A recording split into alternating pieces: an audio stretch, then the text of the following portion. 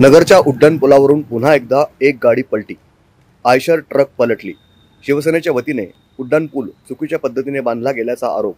अधिकाऱ्यांवर सदोष मनुष्यवधाचा गुन्हा दाखल करण्याची मागणी.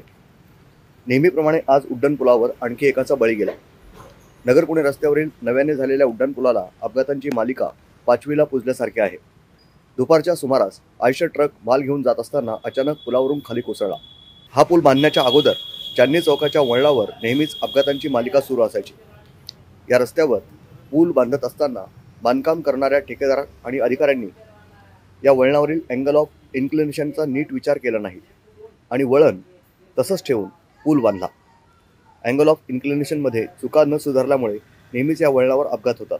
यापूर्वीही या पुलावरून दुचाकी तसंच चारचाकी गाड्या वाहने थेट खाली कोसळली. भारतात अनेक ठिकाणी पूल आहेत, पण अशा प्रकारे पुलावरून माणसं खाली पडण्याचे प्रकार क्वचितच घडतात. नगरमध्ये हे वारंवार घडते आहे. पूल चुकीच्या पद्धतीने बांधल्यानं हे होतं आहे. याबाबत संबंधित ठेकेदार आणि अधिकारी यांच्यावर कारवाई करण्यात यावी आणि पुलाचा अँगल ऑफ इन्क्लिनेशन व्यवस्थित तपासून दुरुस्त करण्यात यावा अशी मागणी शिवसेनेच्या वतीनं करण्यात आली. नगर शहरवासियांचं एक स्वप्न होतं की या ठिकाणी फ्लायओव्हर व्हा.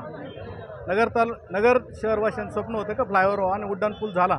परंतु उड्डाणपूल करत असताना, डिझाईन करत असताना बँकिंग ऑफ रोड्स जो नियम असतो, किती स्पीडने गाडी वळली पाहिजे आणि त्याचा कर्व कसा दिला पाहिजे, याचं कुठल्याही प्रकारचं डिझाईन केलेलं नाही. हा या ठिकाणी तिसरा चौथा बळी लगातार या ठिकाणी गेलेला आहे. कारण बँकिंग ऑफ रोड्स जर पाळले असते तर त्या स्पीडला गाडी गेली तर ती गाडी कधीही पलटी होऊ शकत नाही किंवा त्याच्या बाहेर येऊ शकत नाही. वास्तविक पाहता संध्याकाळपर्यंत, सकाळी 10 ते दुपारी 5पर्यंत जड वाहनांना नो एंट्री आहे. पोलिसांनी त्या ठिकाणी नाकाबंदी करणं आवश्यक आहे. ती जर केलेली असते तर ही दुर्घटना घडली नसते. या सगळ्या गोष्टीची चौकशी होऊन दोषींवरती कुठेतरी कारवाई झाली पाहिजे, तरच हे थांबणार आहे. अन्यथा नागरिकांचे किती बळी जाणार, किती जीवितहानी होणार आणि या उड्डाणपुलाचं असंच चालू राहणार. त्याप्रमाणे डिझाईन करत असताना पण जे बँकिंग ऑफ रोडचा नियम पाळला नाही त्याही गोष्टीचं या ठिकाणी संशोधन होणं गरजेचं आहे. ॲक्सिडेंट स्पॉट ज्या ठिकाणी असतील त्या ठिकाणी उपाययोजना करणं ह्याही गोष्टी अत्यंत. घटनास्थळी शिवसेना उबाठा गटाचे संदेश कारले, शहरप्रमुख संभाजी कदम, नगरसेवक बाळासाहेब बोराटे, गिरीश जाधव यांनी भेट दिली आणि परिस्थितीचा आढावा घेतला. पूल चुकीच्या पद्धतीने बांधला गेला असून ठेकेदार आणि अधिकाऱ्यांवर कारवाई करण्यात यावी अशी मागणी गिरीश जाधव, संदेश कारले आदींनी केली आहे. अन्यथा तीव्र आंदोलन करण्याचा इशारा शिवसेनेच्या वतीनं देण्यात आला. ब्युरो रिपोर्ट, न्यूज डेस्क, महानगराची लाईफलाईन, मेट्रो न्यूज.